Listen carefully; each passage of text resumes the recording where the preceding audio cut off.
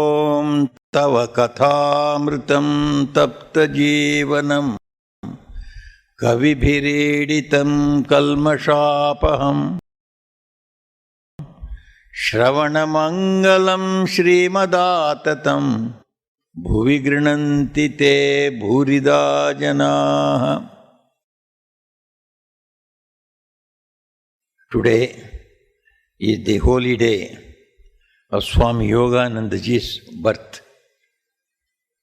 Swami Yoganandaji is one of the special monastic disciples of Sri Ramakrishna who were called as Ishwar Kotis. Ishwar Kotis are next in grade to the avatars themselves, the incarnations of God. The next place in the hierarchy of spiritual kingdom is the Ishwar Kotis. Each one could have been called an avatar himself, provided the main avatar had not come. If Sri Ramakrishna had not come, Swami Yoganandaji would have been himself called an avatar. Because Sri Ramakrishna himself came as the greatest avatara, so all these people were next in hierarchy to him. They were all called Ishwar Kotis. So Swami Yogananda, who was called as Yogendranath Rai Chaudhary in his pre-monastic name, he was born on a Saturday, 30th March 1861. That means he was about 1 year and 10 months senior to Swami Vivekananda. Vivekananda was born on 12th January 1863. He was born in Dakshineshwar, very near the place where Sri Ramakrishna lived and practiced his sadhana all his life and preached also. So when he was a little boy of 5 itself, his spiritual stature was noticed by many of his people. He would sit silently and look at the stars of the sky, and he would be imagining and tell others also, his friends, you see, my place is not here. My place should have been there. All my friends are there in that high heavens, in the stars. So he seems to have had that memory of his divine life before he was born as Yogendranath. So his first visit took place on account of his reading in Keshav Chandra Sen's article about the glory of Sri Ramakrishna. Keshav Chandra Sen was a young leader of Brahma Samaj, very influential among the young men of Calcutta, and Yogendranath also, as a college student, he must have read what Keshav Chandra Sen wrote about Sri Ramakrishna. So he went to see Sri Ramakrishna. Though he was also in Dakshineshwar, very near Sri Ramakrishna, he would not go to Sri Ramakrishna because there was a lot of criticism about Sri Ramakrishna when he was there. Most of the people, they misunderstood him. Some people called him mad, some people called him as a cheat who was teaching wrong things and asking the young people to renounce the world and serve the society instead of serving their family. So there was a lot of bitter criticism. So this young man himself, he wanted to keep himself away from criticism. So he had not visited Sri Ramakrishna. And first time he went to meet him. And incidentally, an incident had happened before he met Sri Ramakrishna in his room. Once he was there in the garden to pluck some flowers. It was the custom, and it is the custom now also. People who worship in their house, if they don't have flowers in their own garden, they go about on the street side. So many flowers are there on the street side. So they pick up those flowers and come and worship. So he went out, and Dakshineshwar garden was a famous garden. So he went to collect some flowers. Then he found the Mali standing there, and there were some good flowers there. He went to the Mali. Hey Mali, please give me a few flowers. Then the Mali immediately obliged him. He took away these flowers. And then, when after reading Keshav Chandra Sen, he went to Dakshineshwar to meet this Paramahamsa. Let me meet who this Paramahamsa is, who is being praised so much by Keshav Chandra Sen.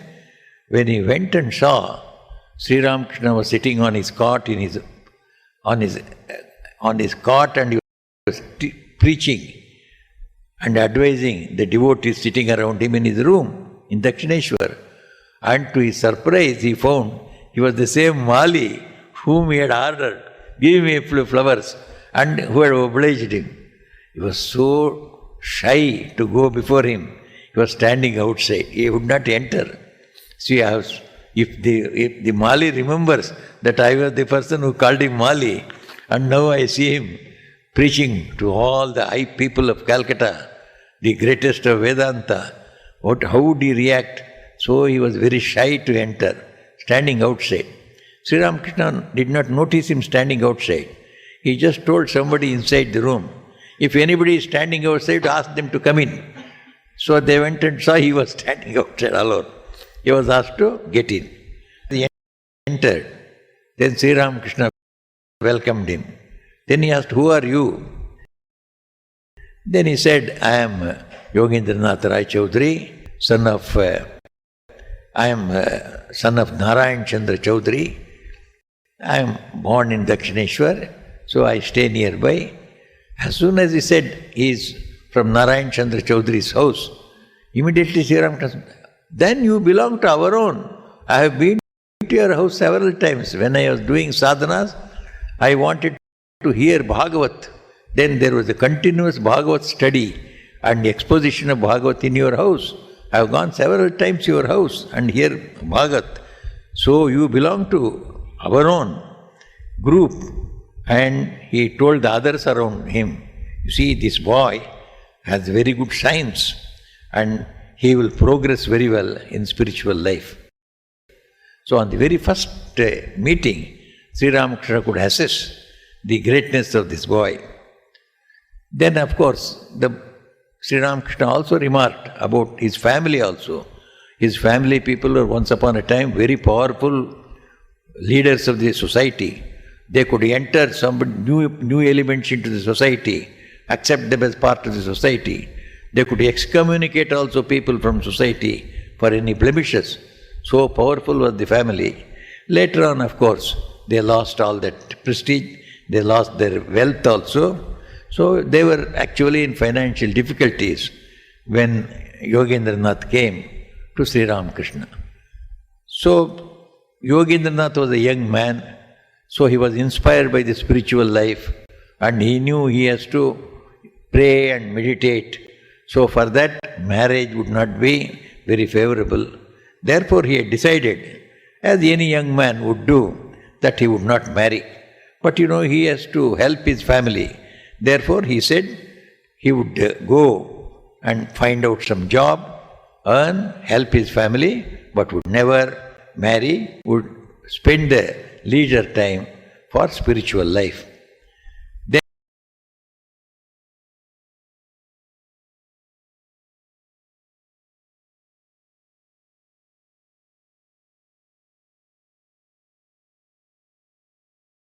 Then he became very ill, the last illness in 1899. He was hardly 38 years at that time. He was the youngest direct disciple to pass away. So in 1889 he became very ill and he was living with in Holy Mother's house. Holy Mother was living in a rented house and he was also staying with her. Then Swami Shivanandji went and the Swami is in the deathbed. So Swami Shivanandji asked him, Yogen, are you remembering Sri Ramakrishna? Then he said, yes, much, very much, very, very much. So I am remembering Sri Ramakrishna every moment, he told him. Then he told Holy Mother. So Holy Mother used to tell later on, you see, Yogen said that Brahma, Vishnu, Shiva and Sri Ramakrishna all came to take me away. So they all took me and I went away to their place. So he is saying like that one, he departed from this world. It was March 28th, 1899. He was only just 38 years at that time. So when Swamiji heard about this one, then Holy Mother noticed this. She immediately said, the one brick has fallen. Now one after another, all the direct disciples pass away. The whole building will collapse. And Swamiji also said, so now one link has gone out of the chain, the whole chain will go. So that is how Yogananda was a very, very important disciple of Sri Ramakrishna, very important in the life of Holy Mother and Swami Vivekananda and in the history of our organization. So we are all fortunate that we could remember some of the incidents of his life. May Sri Ramakrishna, Holy Mother, Swamiji and Swami Yogananda bless us all. Niranjanam nityamanantarupam bhaktanukampadhrita vigraham vai Ishavataram parameshamidhyam tam Ramakrishnam shirasa namama.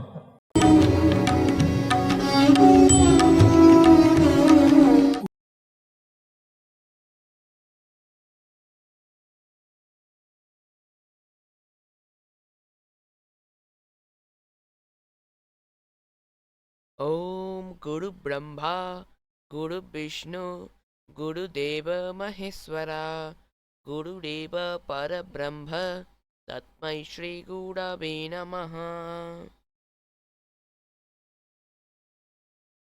আজ শ্রীমৎ স্বামী যোগানন্দ মহারাজের আবির্ভাব তিথি,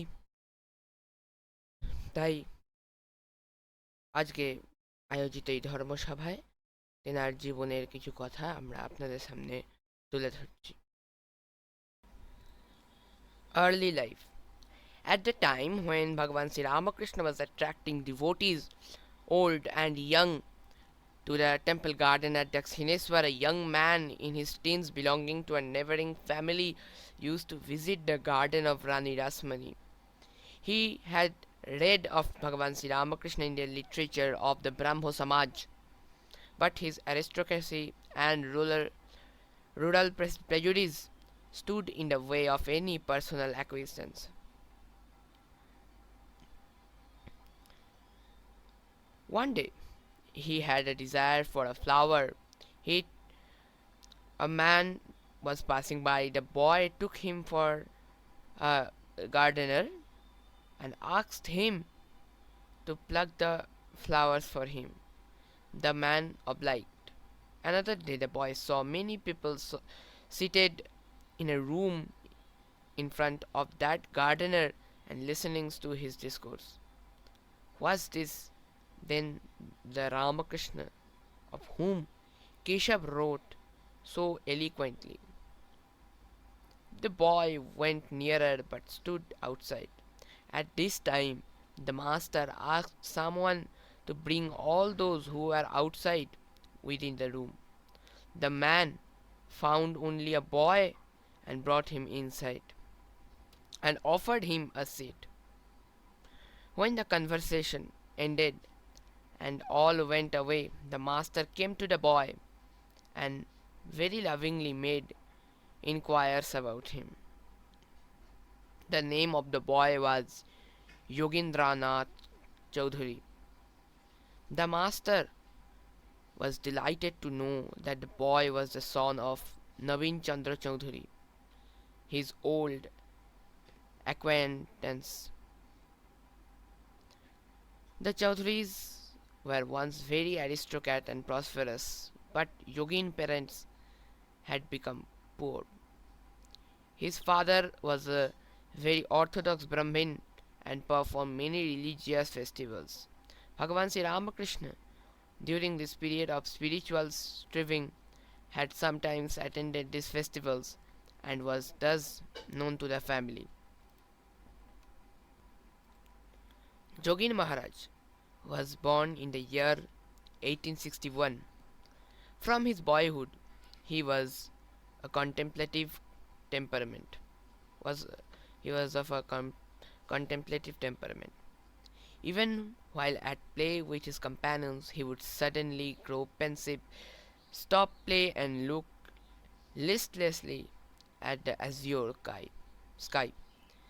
He would feel that he did not belong to this earth, that he had come from somewhere in other plane of existence, uh, that those who were near about him about him were not really his kith and kin.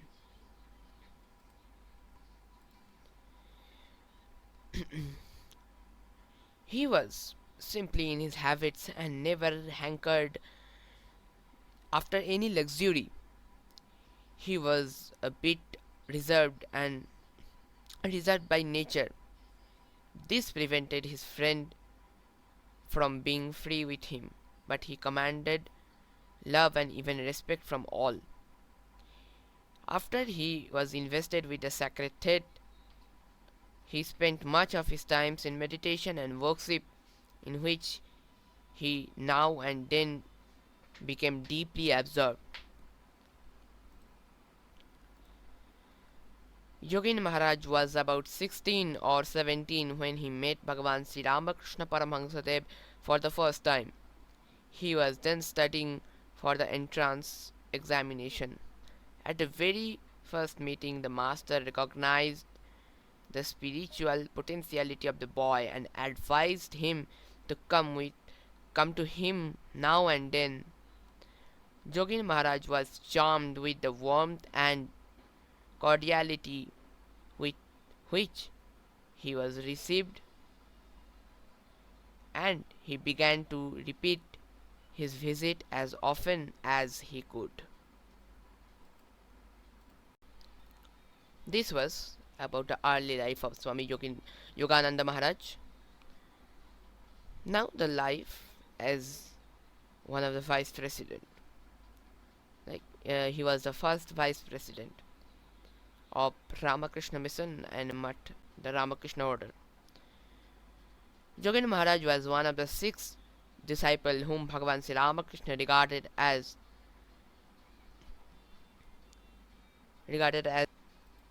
Ishavarakotis.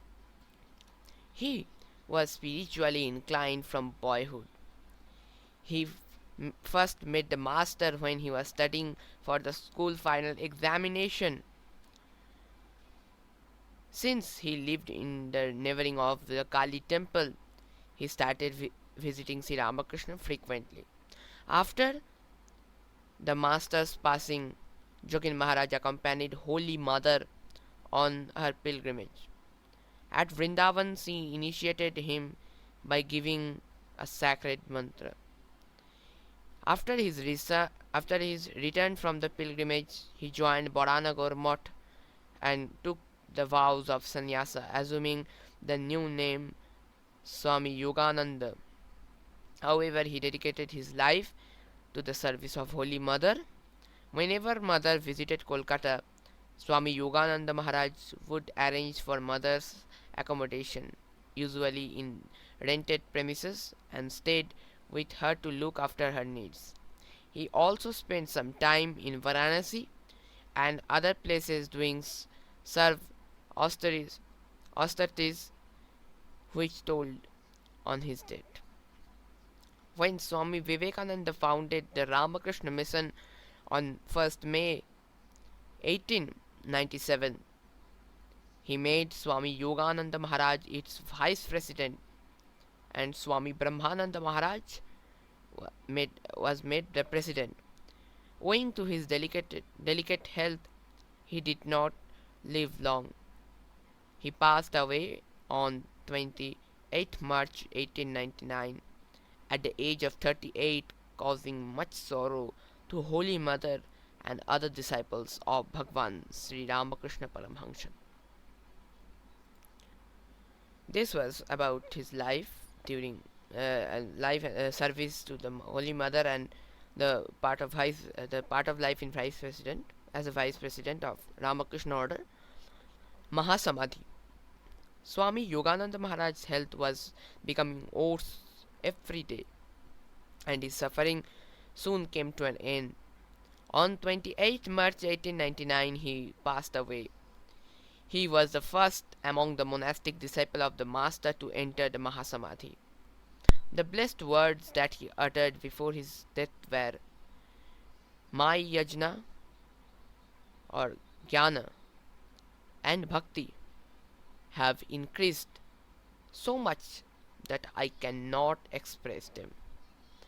An old sannyasin brother who was at the bedside at the, at the solemn moment said that they felt all of a sudden such an inflow of higher state of being that they vividly realized that the soul was passing to a higher, freer and superior state of consciousness than the bodily state.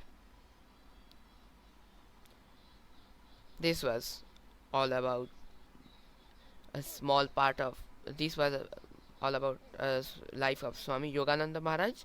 There are many writings on hymns and writing on him, and if we go through them, then we can understand his life. We will bring all the parts of his life in his birthday. With this, I end my session with Purna Mantra. Om Purna Madaha Purna Midang Purnat Purnamudachyate Purnasya Purnamadaya Purnameva Vashishvate Harihi Om Tatsat Sri Ramakrishna Arpanamastu Jai Swami Yogananda Maharaj Ji Ki Jai.